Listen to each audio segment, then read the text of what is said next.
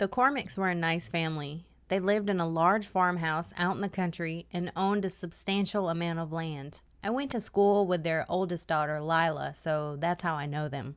John Cormack was Lila's father, and her mother's name was Ellen. The family mostly kept to themselves and did their own maintenance and work around the house. They had a helper that worked for them, although I can't remember his name. There was hardly anything that John Cormack couldn't fix himself with a bit of time, some elbow grease, and the right tools. So when Ellen called us and said they were having foundation problems with their 80-year-old home, I was surprised. I just assumed John Cormack had come face to face with a job he couldn't handle himself. Ellen spoke to Maria over the phone and wanted us to come out right away and take a look. Little did any of us know how shocking that look would become. Maria said Ellen sounded stressed out and worried, but we chalked that up to the gossip going around town that the Cormacks were a few months behind on payments and that suits were trying to pressure them into selling their farm. That would stress anyone out. I didn't give much thought to Ellen's frame of mind until we arrived at the Cormack farm.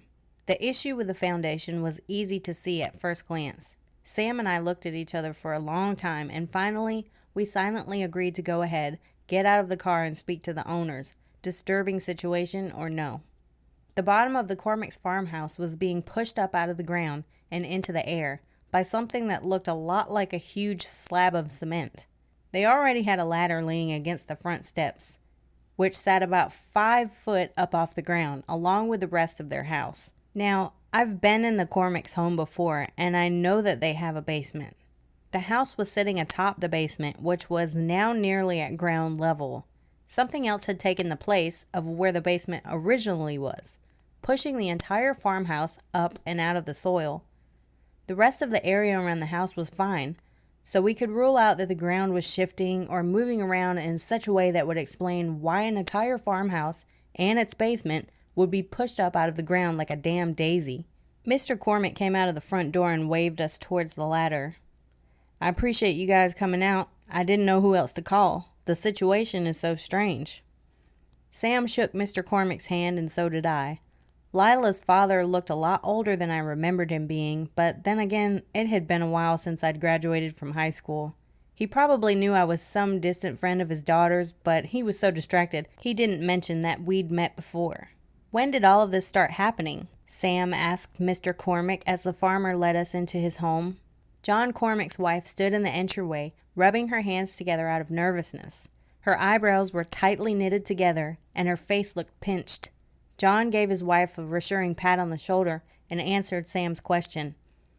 "All this has happened within the span of a week. When it first started, I thought maybe it was the ground shifting, but now I know different." Sam and I both donned looks of confusion. "I'm afraid I don't understand," said Sam. "Well, if you want to come with me, I'll show you." Ellen crossed herself and followed her husband down the hallway. We followed her. Mr. Cormack led us to his basement door, which he unlocked before opening, then down the creaking steps and into the darkness. When we reached the cellar, Mr. Cormack pointed out a small trapdoor in the middle of the basement floor. "In my experience, most basements do not have trapdoors," I said. "It looks like the kind of door you'd find on a storm cellar," Sam added. "That's right," said Mr. Cormack. "The only problem is that, in the 25 years I've lived in this house, this trapdoor was never here until 2 days ago." This was about the time I was sure it was going to turn into one of those days, if you know what I mean. "Where does the trapdoor lead to?" I asked, unable to hide my curiosity. Mr. Cormack pulled a large flashlight out of the back pocket of his overalls. "To another basement, identical to the one we're standing in right now, if you can believe that." "Have you been down there?" Sam asked the farmer. "No, sir, I have not. All I've done was shine this light down into the hole to see what I was dealing with. When I saw what was down there, I decided to call y'all." John looked at Ellen, who was looking down the hole with wide eyes. "You guys have a reputation for dealing with things that don't make any damn sense." Sam gave me a shitty look. I suppose I was losing popularity at work for blabbing about some of our experiences on the job, especially with Sam after he decided to come back to work after retiring. Can anyone blame me? Half the shit I'd seen since starting work with Have Tools Will Travel 5 years ago has only led me to believe that the world is not what I once thought it was. The world is nowhere close to what I thought it was. Things are constantly happening that we have no control over or explanation for. The least I can do is warn others about what's going on. The more people know, the more we may be able to protect ourselves against whatever the hell is happening. Because believe this if you don't believe anything else. Something is definitely going on, and from what I've seen, it's just getting worse. We've seen some strange things, but we are nowhere near specialists if that's what you were expecting, Mr. Cormac. Now, if you've got some work that you'd like us to do, let us know. But other than that, this doesn't seem like a job for a handyman. Sam said it as gently as he could, but I watched Mr. and Mrs. Cormac's faces fall as disappointment washed over them. Maybe we could just pop down there and take a look, Sam, I mumbled. Sam gave me another look. This one suggested that I was a bleeding heart.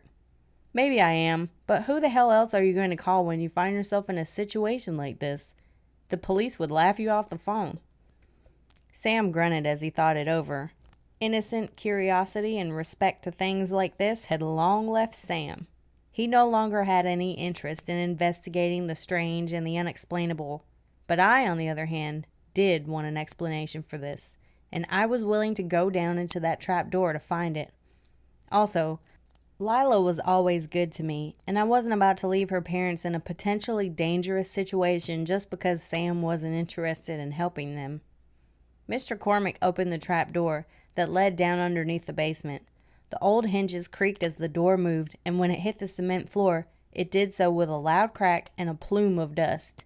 He shone the flashlight down the hole and illuminated a room identical to the one we stood in now, only everything was upside down. "What the hell?" I whispered. "That's exactly what I said," Mr. Cormac mumbled. "I don't think anyone should go down there. It's not natural. Going down there is only asking for trouble," Ellen commented from behind me as she fingered a silver cross hanging from her neck. The woman was utterly terrified, and for good reason. Sam scowled as he peered down the hole. I knew he was against investigating, but the look on his face told me he would not be sending me down into the darkness alone.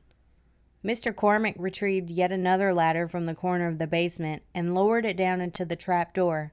He gave me the flashlight, and with one last look around, I headed down into the darkness, feet first, into the unknown.